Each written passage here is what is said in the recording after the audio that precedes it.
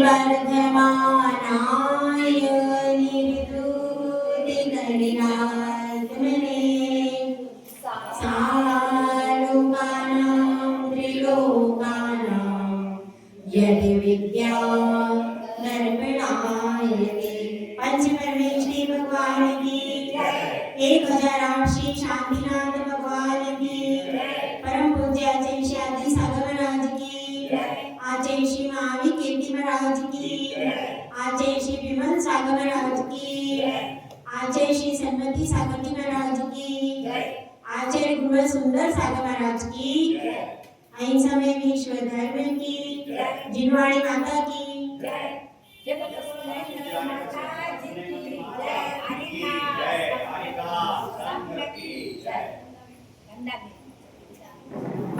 आचरण की राह पर हर व्यक्ति बढ़ने का प्रयास करता है। हर व्यक्ति आचरण की राह पर बढ़ने का प्रयास करता है, लेकिन कुछ ऐसे लोग भी होते हैं जो कि अपना पूरा जीवन दुराचरण में ही बिता देते हैं। तो उन लोगों से हम लोग क्या सीख सकते हैं? अब एक शिष्य ने गुरु से प्रश्न किया कि हे गुरुदेव, ये तो सही है कि जिसमें गुण है, जो आचरणवान है, जो हिंसा नहीं करता है, उससे तो सब कुछ सीखने योग्य है। वह तो हमारा आदर्श है, जो मुनिराज है हमारे आदर्श है। लेकिन एक व्यक्ति जो कि सप्त व्यसनी है, क्या है? सप्त व्यसनी है और 5 पापों में लगा हुआ है, उससे क्या सीख सकते हैं? समझ में आई बात? शिष्य ने गुरु से पूछा कि जो मुनिराज हैं, जो हिंसा नहीं करते, जो श्रावक दान पूजा करते, वे तो हमारे लिए आदर्श हैं, उनसे तो सीखना ही सीखना है। लेकिन जो सप्त व्यसनी है, 5 पाप करता है, उससे क्या सीखना? तो गुरुदेव कहते हैं, भाई वह यह कह रहा है, जो मैं कर रहा हूं वो तू मत कर। वह भी सिखाता है। अगर कोई सीखने वाला हो तो वह निषेध वाले से भी सीख सकता है और विधि से भी सीख सकता है। वह यह दिखा रहा है कि ये सप्त व्यसन करने से, 5 पाप करने से इस भव में तो मेरी दुर्गति होगी। उसी भव में दुर्गति होती है कि नहीं? उसी भव में उसका कोई सम्मान नहीं करता। इस भव में तो दुर्गति होती ही है और भव में दुर्गति हो जाती है। तो वह भी हमें सिखा रहा है। एक तो यह सिखा रहा है ऐसा करना चाहिए, और दूसरा दिखा रहा है जीवन में कभी भी ऐसा मत करना। दोनों चीजें, एक तो सिखा रहा है निषेध और एक सिखा रहा है विधि। दोनों से सीख सकते। जो समझदार व्यक्ति होगा वो दोनों से सीख लेगा, और जो ना समझ होगा वो जरा सी चकाचौंध में प्रभावित होकर के सप्त व्यसन और 5 पापों में गिर करके अपना जीवन नरक बना लेगा। तो हमको तो आचरण की ओर बढ़ना है। किस ओर बढ़ना है? आचरण की ओर बढ़ना है। और अब शिष्य ने कहा कि गुरुदेव आपने बताया अनुव्रत होते हैं, मगर अनुव्रत होते क्या है, उनकी परिभाषा तो आपने बताई ही नहीं। तो हम कैसे समझे अनुव्रत क्या होते हैं? तो गुरुदेव यहाँ पर अनुव्रतों की परिभाषाएं बता रहे हैं। गाथा नंबर 52। कौन सी गाथा है? अब अपन प्रतिदिन हम 2-2 रन बनाने की कोशिश कर रहे हैं। देखिए गाथा नंबर 52 पढ़ते हैं। प्राणातिपात वितत व्याहारस्तेय कामूर्च्छाभ्यः स्थूलेभ्यः पापेभ्यो विप्रमण मनोरथम भवति। इसमें बताया गया है प्राणातिपात मतलब क्या है? हिंसा। प्राणातिपात मतलब क्या है? जिसमें प्राणों का पतन होता हो, प्राण गिर जाते हो, नष्ट हो जाते हो, उसको क्या कहते हैं? हिंसा। समझ में आएगा? प्राणातिपात यहाँ पे नए नए नामों से बताया गया। नए नए जैसे कि अपन कहते हैं, क्या कहते हैं? हिंसा। हिंसा का पर्यायवाची नाम क्या दिया यहाँ पर? प्राणातिपात। और हम क्या कहते हैं? असत्य को क्या कहते हैं? झूठ। तो झूठ के लिए क्या दिया? वितत। वितत यानी झूठ। वितत मतलब झूठ। और वितत व्यवहार दोनों शब्द। वितत व्यवहार मतलब झूठ का व्यवहार करना, उसको क्या कहेंगे? वितत व्यवहार। और स्टे का अर्थ क्या है? चोरी करना। चोरी करने का पर्यायवाची शब्द क्या है? स्टे। और उसके बाद बताया काम। काम से क्या बताया है? खुशी। काम से बताया है खुशी विपाक। और मूर्छा। मूर्छा से क्या बताया है? परिग्रह। इस प्रकार से अलग अलग नाम से बताया। देखिए पहला क्या बताया? हिंसा से। प्राणातिपात मतलब हिंसा। वितत यानी असत्य। वितत व्यवहार यानी असत्य। और स्टे यानी चोरी। काम यानी खुशी। और मूर्छा यानी परिग्रह। इस प्रकार से 5 पापों के अलग अलग नाम क्यों दिए? क्योंकि नए नए शब्द आते हैं तो उत्साह बढ़ जाता है। अगर वही बार बार हिंसा झूठ चोरी खुशी हिंसा झूठ चोरी वही कहते रहे तो क्या हो जाता है? लोरी में एक ही लाइन माँ बार बार दोहराती है, क्या हो जाता है? बच्चा सो जाता है ना। लोरी में क्या होता है? लोरी की विशेषता है उसमें एक ही लाइन को बार बार दोहराते हैं, इससे बच्चा बोर होके सो जाता। तो यहाँ बच्चे को सुलाना थोड़ी ना है, यहाँ तो जगाना है। तो जगाने के लिए नए नए पर्यायवाची शब्द दे रहे हैं, क्योंकि स्वभाव से ही नई वस्तु के प्रति आकर्षण होता है कि नहीं? नई वस्तु जैसे देखते हैं वैसे क्या लगता है?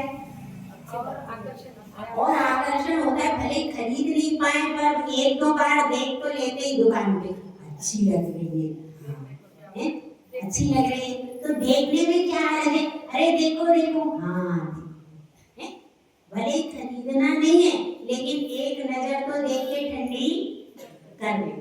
तो यहाँ पर इसीलिए नए और उनका शब्दकोश भी विशाल है। नए शब्द लाने के लिए ज्ञान भी ज्यादा होना चाहिए। जिसको ज्ञान कम है उसके पास ज्यादा शब्द आते ही नहीं।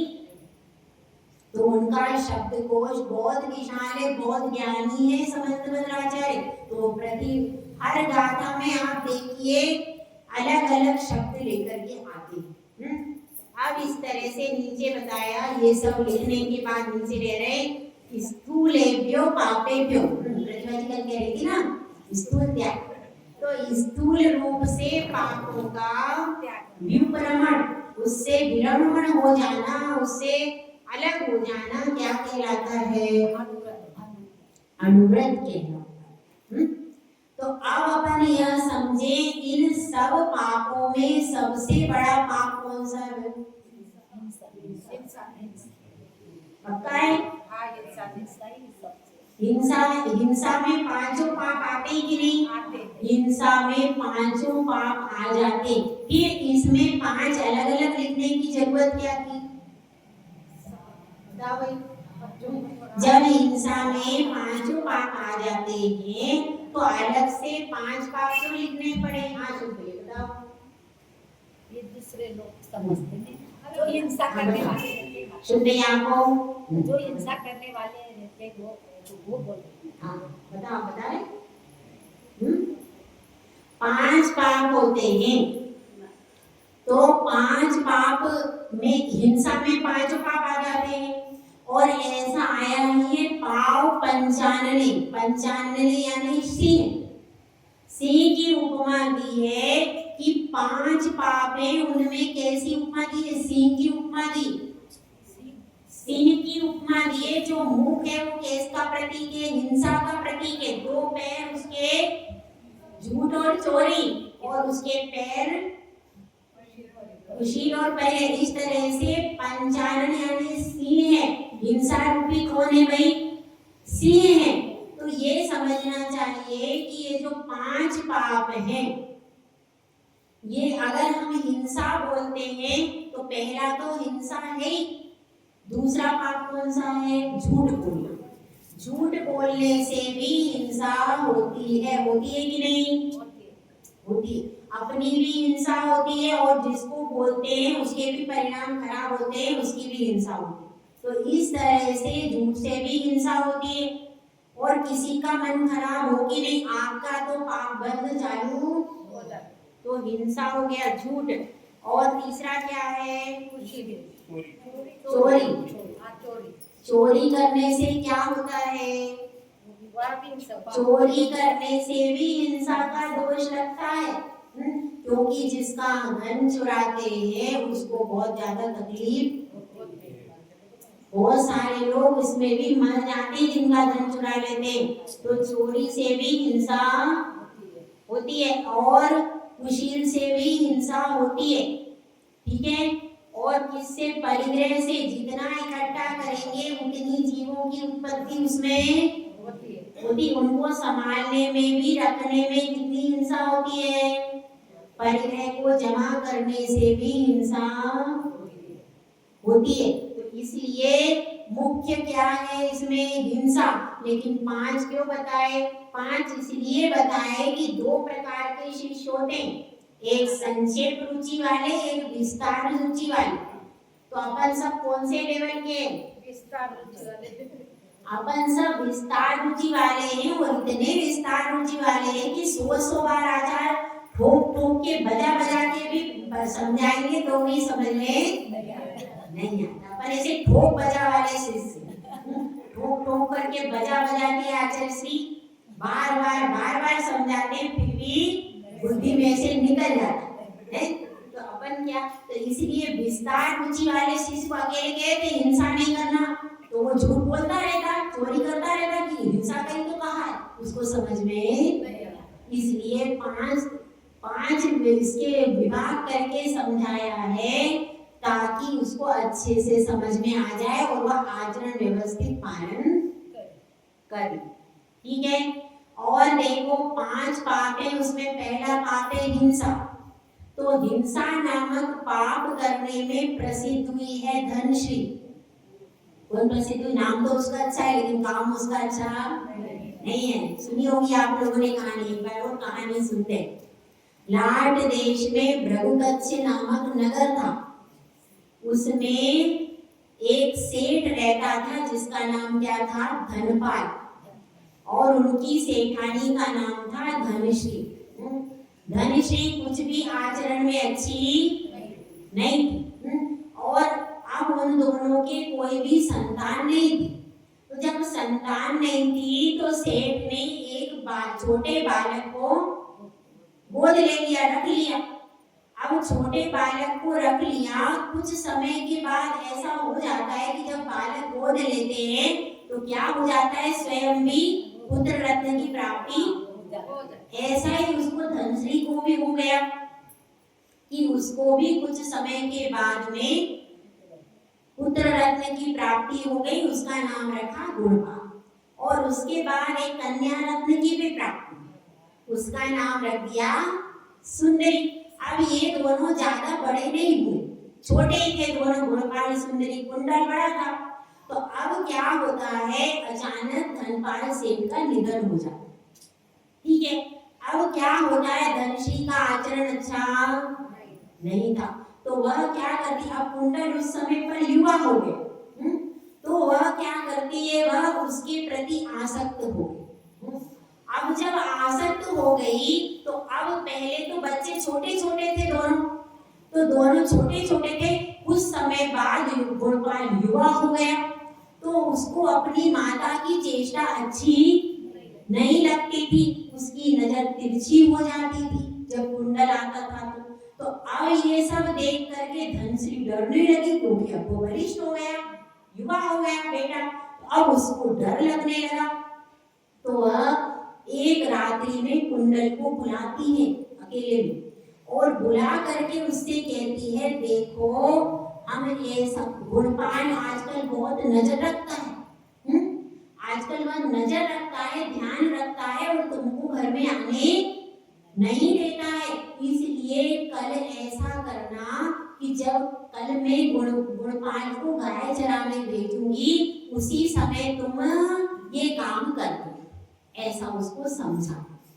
अब जब घर में वो समझा रही थी, वो तो समझ रही थी एकांत है, कोई नहीं है, लेकिन अचानक सुंदरी वहां से आती है, तो वो सब बातों को सुन लेती है सुंदरी। अब वह सुन लेती है तो वह कहती है, मैं तो अपने भाई की रक्षा करूंगी, क्योंकि भाई बहन में प्रेम होता ही है। तो वह सोचती है कि मैं कैसे अपने भाई को बचाऊं, तो वह चुपचाप जाती है और अपने भाई को सब बातें बता देती है। इधर सुबह होती है, सुबह क्या करती है धनश्री, कहती है गुणपाल को बुलाती है और उससे कहती है, आज कुंडल का स्वास्थ्य ठीक नहीं लग रहा है, तो तुम गाय चराने को चले जाओ।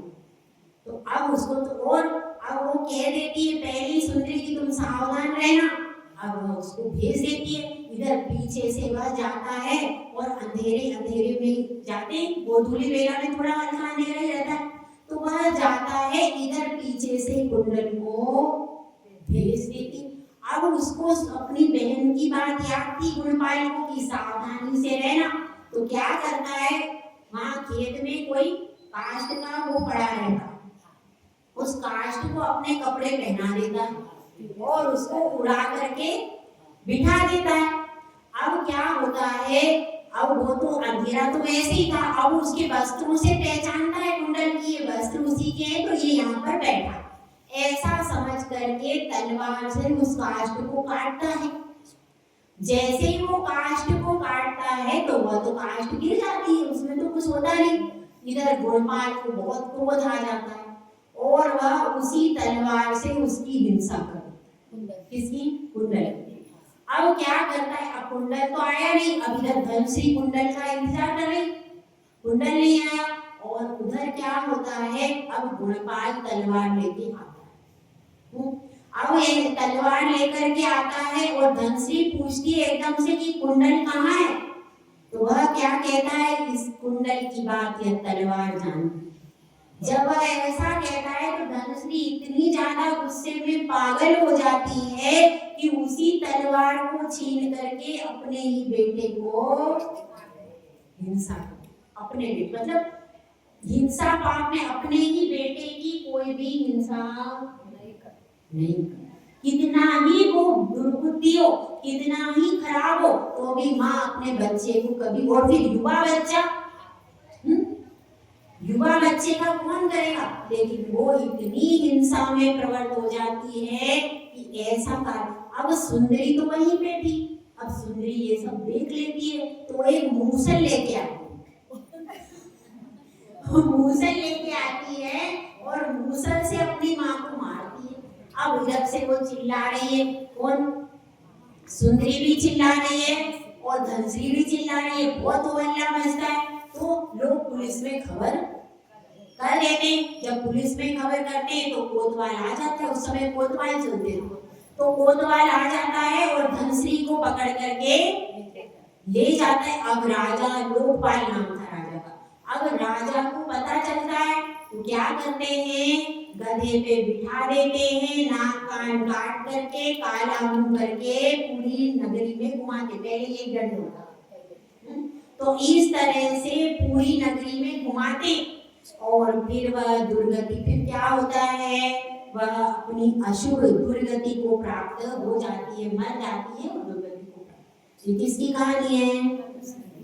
धनश्री की। इससे क्या शिक्षा मिलती है कि ऐसा काम कभी भी नहीं करना, ठीक है ना।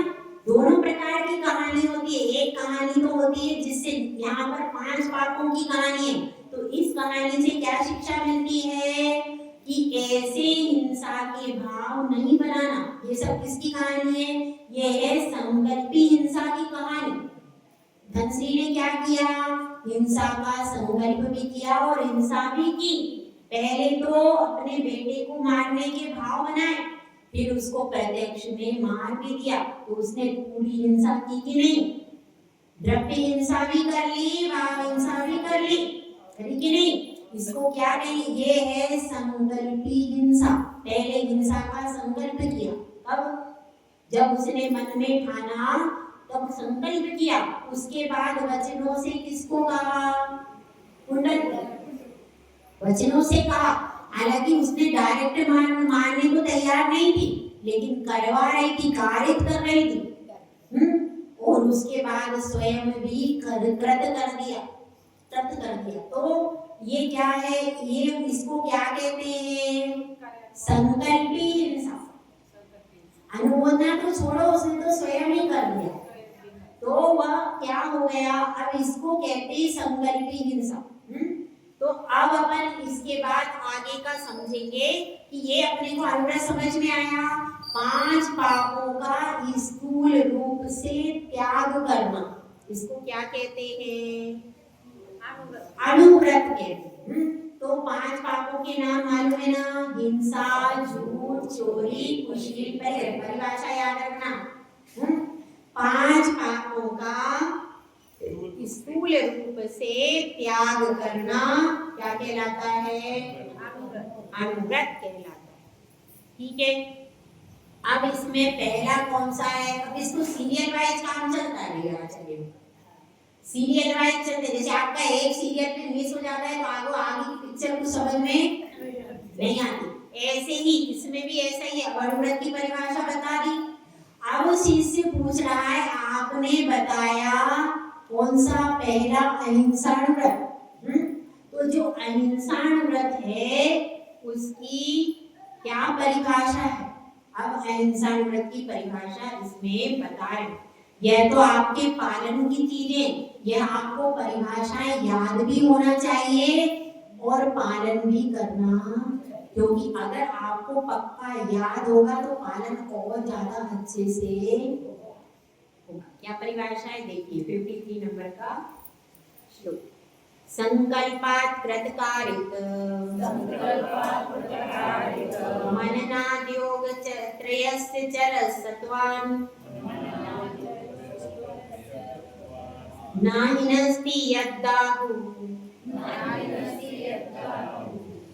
स्थूल वधात् विरमणं निपुणः। अहिंसा व्रत का लक्षण क्या बताया है? संकल्प पूर्वक कृतकारित और अनुमोदना के द्वारा त्रयस्य मतलब 3 योग के द्वारा चरसत्वा मतलब 3 जीवों का क्या नहीं करता है? घात जो नहीं करता है उसको क्या कहते हैं? अहिंसा व्रत का धारी कहते हैं। संकल्प का मतलब क्या होता है? निश्चय करना, प्रतिज्ञा करना, उसको क्या कहते हैं? संकल्प। जैसे आपने शाम को संकल्प किया, ये शुभ भी होते हैं और अशुभ भी होते हैं। शाम को आपने संकल्प किया, कल मैं सुबह शांति धारा की गोली लूंगा, भगवान का दूध से अभिषेक। ये कैसा संकल्प है? ये शुभ संकल्प है। कैसा है? शुभ है। इसके द्वारा आपको पुण्य बढ़ेगा। और अशुभ संकल्प कैसा होता है? जैसे कोई जीवों की हिंसा का नियम प्रण करता है, मैं जीवों की हिंसा करूंगा, ऐसा जो प्रण होगा, एक आगे क्या है? ये अशुभ संकल्प। यहाँ पर कौन से संकल्प की बात चल रही है? अशुभ। शुभ संकल्प की बात नहीं है। अशुभ संकल्प जो है उसकी बात यहाँ पर की जा रही है कि संकल्प से कृतकारित और अनुमोदना से मन वचन काय से जीवों को नहीं मारना। कौन से जीवों की बात चल रही है? त्रस्त जीवों की। त्रस्त जीवों की बात क्यों बात चल रही है? क्योंकि स्थावर की हिंसा तो गृहस्थ करता ही है, उससे होती ही है। उसकी हिंसा का वो त्याग नहीं कर सकता। भोजन कैसे बनाएगा? भोजन तो उसको बनाना है, अग्नि जलाना है, जल छानना है। पृथ्वी काय का भी मकान बनाता है, वो बनाता है ना, मकान बनाता है, मंदिर बनाता है, और भी चीजों के काम करता है। तो पृथ्वी का भी हिंसा का वो करता है। तो पृथ्वी, जल, अग्नि, वायु, पंखा चलाता है। वायु काय की भी हिंसा होती है, और वनस्पति काय की तो होती ही। तो ये सब हिंसा का वो त्याग नहीं कर सकता। तो इसलिए केवल त्रस्त जीव, त्रस्त जीव की परिभाषा क्या है भाई? त्रस्त किसको कहते हैं? दो इंद्रिय से लेकर के पंचेंद्रिय तक के जीवों को क्या कहते हैं? त्रस्तकाय जीव कहते हैं। ठीक है, तो यहाँ पर उन त्रस्तकाय जीवों की बात चल रही है कि संकल्प पूर्वक वो त्रस्तकाय के जीवों की हिंसा नहीं करते। अब हम कैसी कैसी हिंसा करते हैं भाई? डायरेक्ट तो कोई भी नहीं करता है क्या? जैन समाज में तो नहीं करता। तो फिर कैसे कर लेते हैं हम? जो हम मेकअप करते हैं, उस मेकअप में जितनी भी मेकअप की चीजें हैं, लिपस्टिक है, नेल पॉलिश है, पाउडर है, क्रीम है, सब चीजें जो कि विदेशी प्रोडक्ट हैं, टिप्स एंड टोस, अब हमारे टाइम में तो जो आता था वो बता रहे, लैक्मे आता है, और भी पॉन्ड्स आता है, ये सब विदेशी प्रोडक्ट हैं।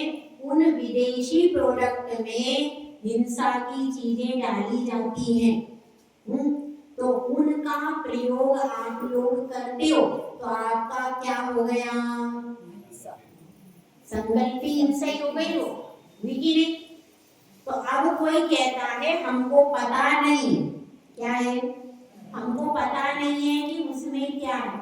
यदि पता नहीं है तो आपको पता लगाना चाहिए, क्योंकि यदि उसमें खून का अंश है, चर्बी का अंश, साबुन जितने भी है उनमें चर्बी लगती है पशुओं की, तो यदि उसमें चर्बी का अंश है, यदि उसमें किसी का खून है, किसी की शरीर की चर्बी है, और किसी के शरीर का अंश आदि डला हुआ है उन चीजों में, और आप उसको चेहरे पर लगाते हो, तो आपको भी वो हिंसा का दोष जो उस व्यक्ति ने किया है, वो पूरा हिंसा का दोष किसको लगेगा? लगाने वाले को भी लगेगा। ऐसा नहीं है कि एक धर्म कहता है कि कोई बात नहीं, मरे हुए चीज को हम प्रयोग कर सकते हैं, लेकिन जिन धर्म ऐसा नहीं कहता, चाहे मरा हुआ हो चाहे मारा गया हो, दोनों स्थिति में यदि, क्योंकि देखो चमड़े के बेल्ट बनते तो लोग क्या कहते हैं? चमड़े के बेल्ट और चप्पल, तो हमने मारा तो नहीं है, मरा हुआ है इसलिए प्रयोग कर सकते हैं। लेकिन जिन शासन कहता है, महावीर भगवान कहते हैं नहीं, अगर आप वो प्रयोग करोगे तो आपके निमित्त से ही जीवों की हिंसा की जाती रहेगी, वो हिंसा रुकने वाली नहीं है। तो इसलिए जब अगर आप प्रयोग बंद कर दोगे तो हिंसा रुकेगी। कम से कम आप तो उस हिंसा में भागी, पाप का भागी अपन नहीं बनेंगे। तो ये कोई चीजें अपने लिए बहुत ज्यादा महत्वपूर्ण नहीं है। चमड़े के बेल्ट है, ये सब अपन त्याग कर सकते हैं। चमड़े के बेल्ट है, चमड़े के पर्स है, और क्या होता है?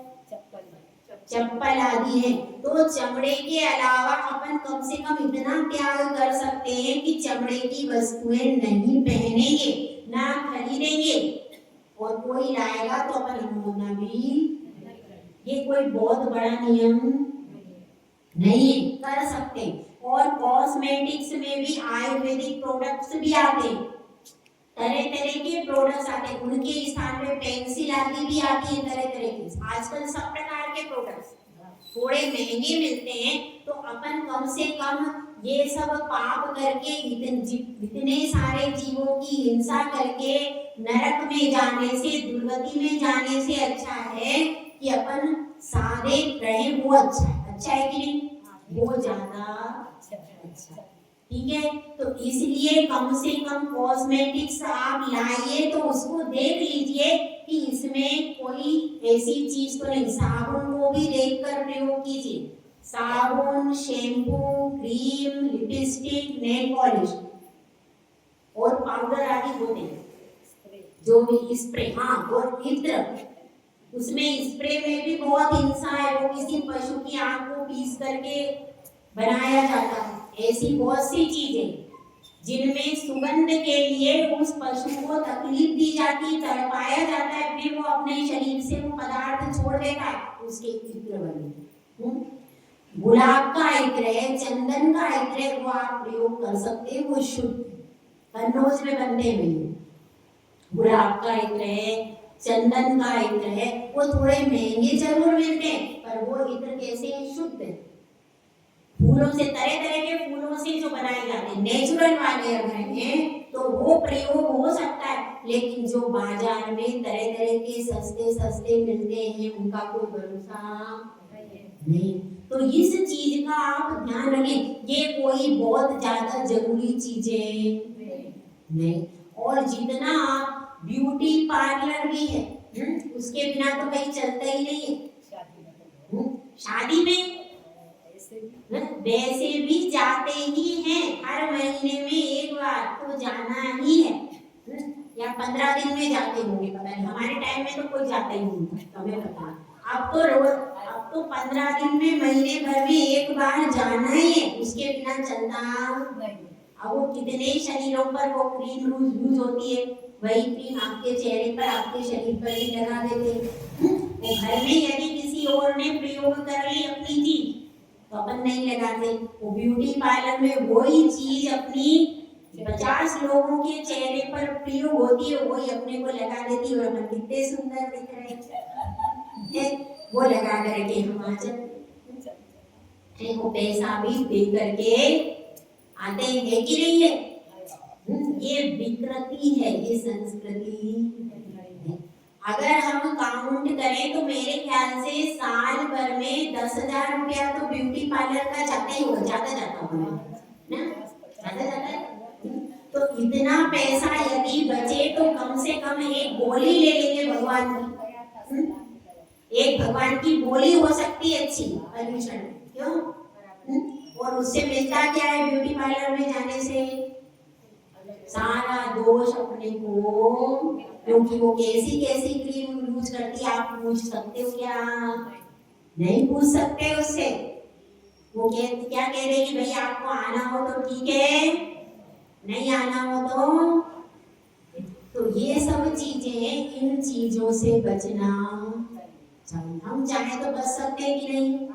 हम चाहे तो बच सकते हैं। और आप नेचुरल जितने अच्छे दिखते हो, जितना अपने सजाते हो, उतनी विकृति ज्यादा बढ़ती।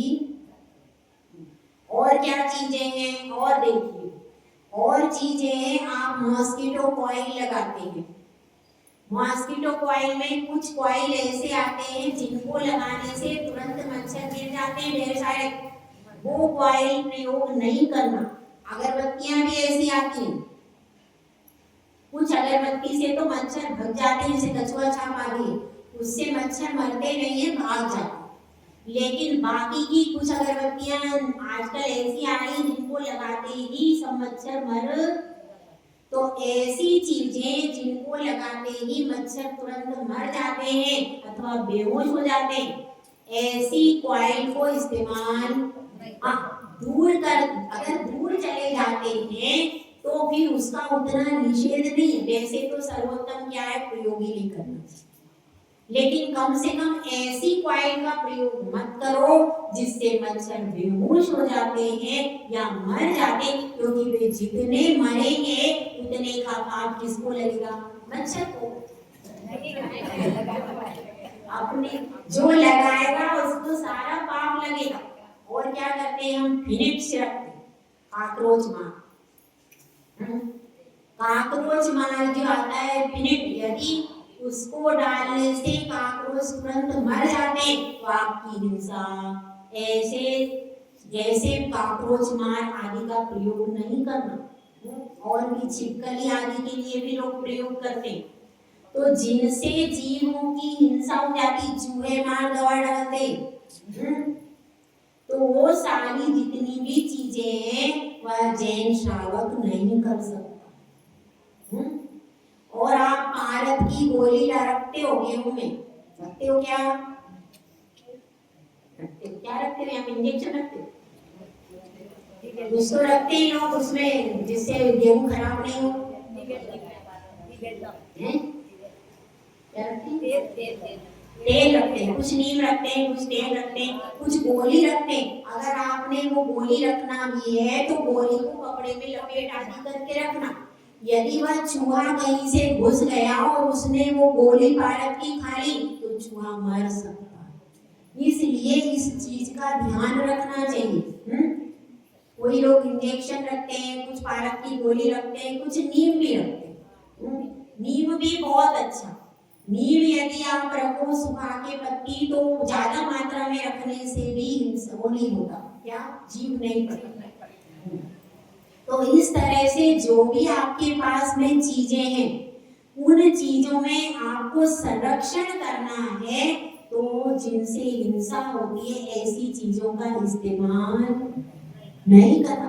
अनुव्रत का मतलब यही है कि वह व्यक्ति अपने लिए कोई भी हिंसा का काम नहीं करे, तब वो क्या कहलाएगा, अनुव्रत।